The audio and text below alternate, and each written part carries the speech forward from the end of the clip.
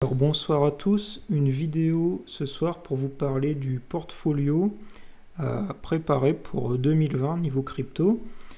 De nouveau, ça va être une vidéo sur mon avis personnel et c'est pas un conseil forcément financier, c'est juste ma vision sur le portfolio idéal pour 2020 selon moi. Donc pourquoi je décide de faire cette vidéo aujourd'hui? C'est parce que moi, depuis le bull run de 2017, enfin depuis de fin 2017, donc depuis environ début 2018, j'ai toujours un sentiment baissier sur le Bitcoin. Personnellement, ça m'a pas du tout surpris qu'on a eu 2 à 3 années de baisse consécutives. J'avais d'ailleurs écrit un article en février 2018, donc juste après le bull run, sur mon blog lecoiner.trade, que vous pouvez aller consulter, où j'annonçais un Bitcoin qui allait probablement aller retoucher les 3-4 000 après avoir touché les 20 000. Et donc moi ça fait donc environ 2 ans que je passe mon temps sur BitMEX à short. Et c'est sûrement ce que vous avez pu voir sur Twitter ces 2 dernières années. Pour les gens qui me suivent, j'ai souvent un avis relativement baissier. Personnellement, je voyais pas vraiment de raisons pour lesquelles ça augmenterait de nouveau, même quand on est remonté vers les 14 000 là en juillet 2019. C'est une hausse que moi j'avais pas du tout compris, je comprenais pas pourquoi on revenait à ces niveaux-là et je m'attendais vraiment à une correction derrière. Mais là, depuis la correction qu'on a eue donc au mois de mars, j'ai vraiment l'impression que maintenant il y a vraiment une chance que ça reparte à la hausse les cryptos à partir de cette année, donc à partir de 2020, et donc c'est le moment d'acheter. C'est peut-être même un peu tard comme on va le voir pour ce qui est Bitcoin, mais ça peut quand même m'offrir des bonnes opportunités. Alors, pour constituer mon portfolio, donc ce que je parle, ça va vraiment pas être niveau trading, ça va vraiment être niveau investissement. Donc moi de nouveau depuis 2018, donc à peu près j'ai du Bitcoin, mais j'ai aussi beaucoup de liquidités que j'attendais pour dépenser. Alors je les avais pas dépensés au niveau des 3006 quand on était arrivé en décembre 2018. C'était un premier point bas en fait, et je vous avoue que j'avais voulu racheter de la liquidité à ce moment-là, et j'avais eu des problèmes avec ma banque. Et en fait, quand j'ai réussi à résoudre les problèmes avec la banque, alors j'ai été un peu long, mais c'était déjà reparti à la hausse. Et j'étais quand même assez persuadé qu'on aurait une nouvelle chance pour acheter assez bas, en tout cas en dessous des 6000. Et entre guillemets, merci au coronavirus sur ce coup-là, mais ça nous a offert cette opportunité. Et donc j'en ai profité pour racheter tous les bitcoins dont j'avais besoin en fait au moment du mois de mars. Comme je vous l'avais mis sur Twitter, personnellement j'avais tout racheté. Enfin, mon dernier achat c'était le 20 mars. C'était à peu près à 6200 je crois, mon dernier achat. Et je pense qu'en fait tout ce qui était en dessous de 6000 c'était bon à acheter. Donc vraiment, si vous avez fait des achats en dessous de 6000, que ce soit à 6000 ou à 3500, c'est des bons achats pour moi. Et donc j'ai pas trop hésité, j'ai tout acheté tout de suite. Et donc voilà, niveau Bitcoin, je suis bon. Alors, donc au niveau du portfolio, pour le constituer, puisque le portfolio c'est ce qui nous intéresse, désolé je brode un peu depuis le début, mais moi je me suis basé un peu sur ce qu'on avait vu sur tout ce qu'on a appris depuis 2017 en fait, et des leçons à tirer de 2017. Donc pour rappel, 2017 c'est quand même l'année où le Bitcoin a explosé de nouveau. Enfin, ça avait déjà explosé par le passé, mais il y a eu de nouveau une explosion. Donc il y a pas mal de monde qui est rentré entre 1000 et 2000 dollars à l'époque. Et donc ensuite, explosion qui s'est suivie et c'est monté à 20 000. Donc même les gens qui sont rentrés vers la fin à 2000, enfin vers la fin c'est assez relatif, mais même 2000, 3000, ils ont fait facilement des x10 sur le Bitcoin en 2017. Ou en tout cas, ils auraient pu faire des x10 sur le Bitcoin. En fait, ce qui s'est passé en 2017, donc pour ceux qui n'étaient pas là, mais c'est qu'on avait un Bitcoin qui a explosé, mais on avait des altcoins qui explosaient encore plus en fait. Et ce que beaucoup de monde a fait, c'est que les gens ont placé leur Bitcoin sur des altcoins. Alors les altcoins, c'était quand même vraiment extrêmement à risque en 2017. Alors c'est toujours à risque en 2020, mais c'était encore plus en 2017, pour la simple raison que c'était des projets naissants.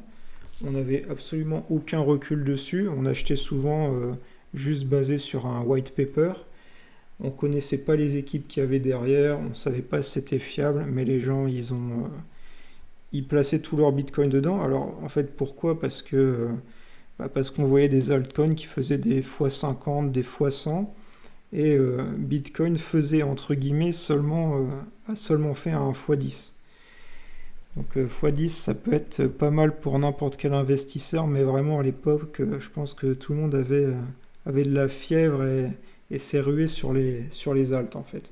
Je pense qu'il y a eu vraiment de la cupidité de la part des gens, et d'ailleurs en fait le résultat final que j'ai envie de tirer de tout ça, c'est que je pense qu'il y a beaucoup de monde qui s'est retrouvé avec encore moins d'argent que s'il avait tout gardé en Bitcoin. Je pense que c'est ça la leçon à retenir, c'est que les gens ont voulu spéculer sur les alts, mais au final ça s'est retourné contre eux la plupart du temps, et s'ils avaient tout gardé en Bitcoin et qu'ils avaient fait entre guillemets seulement un x10, bah, ce x10 aurait été beaucoup mieux que l'argent qu'ils ont perdu dans les alts. Donc ça c'est la première conclusion à tenir, et donc la première conclusion c'est que le Bitcoin ça reste le roi quand même. Et c'est ce qu'on voit depuis 3 ans maintenant. Les gens maintenant ils sont principalement en Bitcoin, je veux dire les gens qui ont gardé des alts depuis 3 ans, ils se sont fait complètement rect j'imagine. Parce que même les bons projets en fait en alt ils ont perdu mais énormément de valeur. Alors moi un des seuls projets alt que j'aime bien par exemple c'était le LBC, qui est quand même un projet qui est déjà une bonne idée à la base. C'est un projet où ils ont un produit, où la team est là depuis 3 ans, ils travaillent, ils améliorent le produit en continu, et pourtant il s'est fait complètement rect en fait. C'est passé genre de 38 000, là on peut voir, c'est descendu à 80 je crois. Donc il y a eu une baisse mais incroyable quoi. Comme vous pouvez le voir ici, c'est descendu vraiment à 80. Donc en fait, même si vous aviez la chance de piquer les bons projets, ben, ces projets-là, ils se sont fait détruire, quoi. Même, l'Ethereum, si on peut considérer ça comme un altcoin, mais il s'est fait détruire pareil, en fait. Beaucoup plus que le Bitcoin, d'ailleurs. Donc, le but de 2020, ça va être d'éviter de refaire cette même erreur et de se disperser dans les alts en fait. Le principe, ça va être de rester principalement sur du Bitcoin et d'avoir une grosse partie de son portfolio en Bitcoin. Alors ensuite, aussi une chose peut-être que je peux citer, c'est que je disais la raison pour laquelle les gens se sont rués sur les alts en 2017, c'est en partie parce que voilà, il y avait un peu, tout le monde avait la fièvre de voir des x50, des x100 tous les jours, mais c'est aussi que les investissements à l'époque avaient été quand même beaucoup moins élevés. Il y avait beaucoup de monde qui était rentré, qui avait un Bitcoin et qui avait acheté ça pour moins de 2000$.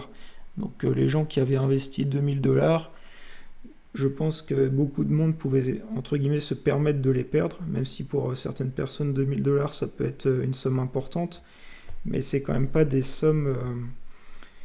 voilà, je veux dire, ça va pas vous bouleverser votre vie si vous perdez 2000$, et je pense que les gens, ils ont pas hésité une seule seconde à faire du gambling un peu et de se disperser dans les alts. Alors quelque chose qu'on voit maintenant en 2020, c'est que les gens qui sont là, ils ont quand même beaucoup plus de dollars d'investis dans le Bitcoin, parce que déjà celui qui avait rien du tout et qui veut rentrer maintenant, bah, il a dépensé au moins 5 000, probablement 10 000 selon quand il a acheté. Donc on commence à être sur des investissements un peu plus sérieux, parce que maintenant si les gens commencent à perdre 10 ou 20 000 dollars, là ça peut potentiellement vraiment les mettre un peu dans la merde, si on peut parler crûment. Et donc, c'est pour ça que je pense qu'en 2020, une des bonnes résolutions, c'est d'essayer de limiter le risque. On peut essayer de viser allez, un x10 sur le Bitcoin, on annonce toujours les 100K, pourquoi pas.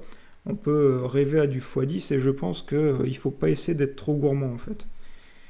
C'est aussi quelque chose que moi je conseillerais. C'est better be safe, hein. Donc, comme je le disais tout à l'heure, on va essayer de garder un maximum de Bitcoin. Et ensuite, moi, une des cryptos que j'adore et dont vous avez dû comprendre dernièrement, c'est ETH. Alors pourquoi ETH, j'adore ça et pourquoi j'en ai pris pas mal dans mon portfolio? C'est tout d'abord, bah, c'est un projet quand même un des plus actifs du monde crypto. C'est un projet avec des gens vraiment extrêmement intelligents, avec des teams de tout partout dans le monde qui développent des vrais projets. Et ça a vraiment un gros avenir. En plus de ça, il va y avoir ETH 2.0 avec du stacking. Donc ça va être une opportunité de revenus passifs dans le monde crypto, avec un risque quand même plus faible que sur du masternode normal. Parce que enfin, je sais pas si vous êtes déjà intéressé au masternode, mais moi à l'époque où je m'y intéressais, ça valait quand même pas du tout le coup, quoi. C'était assez catastrophique. Les coins qu'il y avait là-bas, ils perdaient toute leur valeur. Donc, ok, vous aviez des rewards de coins, mais d'un coin qui valait plus rien à la fin, quoi. Donc ça valait vraiment pas le coup. Et donc trouver du revenu passif en crypto, c'est vraiment compliqué, même toujours à l'heure actuelle, je trouve. Donc là, l'ETH, ça peut vraiment être quelque chose de bien, sachant que, bon, je sais pas si c'est comparable, mais des masternodes Dash à l'époque, c'était monté au moins à 200 000, peut-être même beaucoup plus sûrement. Mais moi, je me souviens que je les avais vus à 200 000. Donc si vous imaginez un peu le prix potentiellement que ETH pourrait prendre, c'est 32 ETH. Enfin, potentiellement, on peut rêver que ça monte au moins à 200 000. Mais donc, en tout cas, voilà, ouais, je pense qu'il y a vraiment un bon avenir sur l'ETH. Et de nouveau, c'est un des seuls, pour moi, des seuls projets crypto qui a une communauté pareille, qui a des événements quand même extrêmement réguliers. Moi, j'étais à Paris pour la ETHCC. C'était début mars, c'était juste avant la quarantaine là. Et c'était vraiment très intéressant de voir ça. Et je pense qu'il n'y a pas beaucoup de crypto qui peut se vanter d'organiser des gros événements comme ça partout dans le monde plusieurs fois par an. Perso, j'en connais pas d'autres honnêtement. Donc ETH, je l'ai aussi inclus dans mon portfolio. Alors en gros, ce qu'il faut retenir donc de ce que je vous ai dit maintenant, c'est que on va garder une grosse partie en BTC, une partie personnellement importante mais plus petite en ETH. Alors en ETH, si vous pouvez, si vous avez les moyens, comme je disais, il faut viser les 32 ETH, puisque les 32 ETH vous permettront d'avoir un masternode, ou en tout cas un node de validation. Je ne sais pas si on appelle ça vraiment masternode pour Ethereum, mais vous aurez un node de validation avec des revenus passifs potentiels, ce qui peut être très intéressant, mais alors c'est vrai que ça fait un investissement déjà plus important. Donc moi là pour l'instant je suis à peu près à 65% en Bitcoin et à 35% en ETH. Et alors maintenant vous allez me parler des alts. Comme je vous l'ai mentionné au début de la vidéo, moi je suis pas trop pour les alts. Je trouve ça encore extrêmement risqué. Même les projets les plus solides, ils peuvent à tout moment dévisser, en fait, comme on l'a vu avec le LBC, qui est un projet extrêmement solide, mais qui est quand même tombé vraiment au fond. Euh, c'est voilà, c'est de nouveau très risqué. Là, je vous mettrai je vous ai mis un article sur Twitter il y a quelques jours, le 8 mai, où il y avait quand même des chercheurs qui ont fait un article super intéressant et qui reprennent pourtant des grosses cryptos, quoi. C'est pas le altcoin enfoui dont personne n'a jamais entendu parler. C'est EOS, Tezos et XRP. Vous avez des millions de gars enfin pas des millions, mais au moins des centaines de personnes qui parlent de ça tous les jours sur Twitter, qui disent d'acheter, etc. Et au final, on se rend compte que ces trois grosses cryptos, c'est un peu des coquilles vides, honnêtement. Donc, moi, des projets sérieux dans lesquels je voudrais investir, il n'y en a pas beaucoup. Si vous voulez des noms, ben, je dirais LBC, comme j'ai dit. D'ailleurs, on voit que LBC en ce moment, enfin, ça a quand même, ça a fait du x6 là, en gros, depuis la chute de Mars. Et il y a BAT aussi, que bon, moi, je suis pas vraiment BAT, mais je pense que c'est vraiment un beau projet. Il y a vraiment le navigateur, il y a un truc crédible derrière. Donc faut regarder ce genre de projet, mais honnêtement, je pense que ça reste très risqué. Et donc, si vous voulez investir dans les altcoins, je conseillerais honnêtement pas plus de 10% de votre portfolio, quoi. À l'époque, en 2017, on voyait des gens avec 80% d'altcoins ou plus. Enfin, il y en a sûrement encore aujourd'hui, mais enfin, honnêtement, je le conseillerais vraiment pas. Après, c'est vraiment que de la spéculation, c'est du gambling. Pour moi, les gens qui ont 80% d'altcoins, c'est des gens, ils peuvent prendre leur argent, aller au casino et placer tout sur le rouge de la roulette et ça fera à peu près la même chose en fait. Donc ça dépend si vous êtes dans une optique vraiment d'investissement ou de gambling. Voilà, donc les altcoins pour moi c'est pas plus de 10% du portfolio et pour l'instant j'en ai aucun, puisque comme je le répète, je suis 65% BTC et 35% d'ETH, sans compter mon stack de trading qui est en BTC. Mais donc là, donc pour parler de ça, pour les gens qui tradent, moi, ce que je fais, c'est que j'ai mon stack de trading et j'ai mon stack portfolio auquel je touche pas en fait, parce que le trading, c'est bien, on peut gagner pendant un an et après avoir une mauvaise passe et potentiellement perdre beaucoup. Donc moi, ce que je fais, c'est que bah, déjà pour m'éviter de perdre beaucoup, je joue qu'avec une toute petite partie au final de mon portfolio, et ce qui est sur mon portfolio, j'y touche pas pour trader en fait. Si un jour j'ai le malheur de perdre tout mon stack de trading, ce qui ne m'est encore jamais arrivé, donc je touche du bois, mais si je le brûle, j'irai pas taper dans mes réserves de portfolio en fait. C'est un truc à se griller tout son argent. Donc, limite, si vous grillez votre stack de trading, vous rachetez un stack avec de l'argent à votre compte en banque, mais vous tapez pas dans votre portfolio crypto qui, lui, peut faire du potentiellement x10 sur les années qui arrivent, quoi. Alors, au niveau des prix auxquels vous pouvez acheter, pour Bitcoin, comme je vous le disais tout à l'heure, personnellement, j'ai pas trop regardé les graphiques dernièrement pour savoir où acheter, etc. Ce que je surveillais pas mal, c'était le TH, parce que j'ai pas encore tout mon stack de TH que je voudrais. Comme je disais tout à l'heure, je vise les 32 et j'ai pas encore 32 ETH. Donc, personnellement, je vais essayer de rentrer de nouveau entre les 150 et les 170. Alors, vous pouvez dire c'est très vague, mais voilà, c'est sur de l'investissement long terme. Au final, ça changera pas grand-chose. C'est comme quand je suis rentré sur le BTC, au final, j'ai pas essayé de viser à 10 dollars près, quoi. Je suis rentré entre, je pense que mon achat le plus bas était à 4002 et 6002. J'ai pas essayé de comprendre est-ce que j'essaye de gagner 100 dollars là ou là. Non, tout ce qui était en dessous de 6000, moi ça me semblait bien. Donc dès que j'étais en dessous de 6000 et et je faisais une analyse grossière et j'ai acheté tout ce que je pouvais. Donc voilà, Ethereum, si ça retombe 150, 160, 170, je pense que là mon stack sera fait. Et ensuite, pour les alts, comme je vous avais dit, bon, 10% d'alt, peut-être honnêtement, j'en prendrai zéro.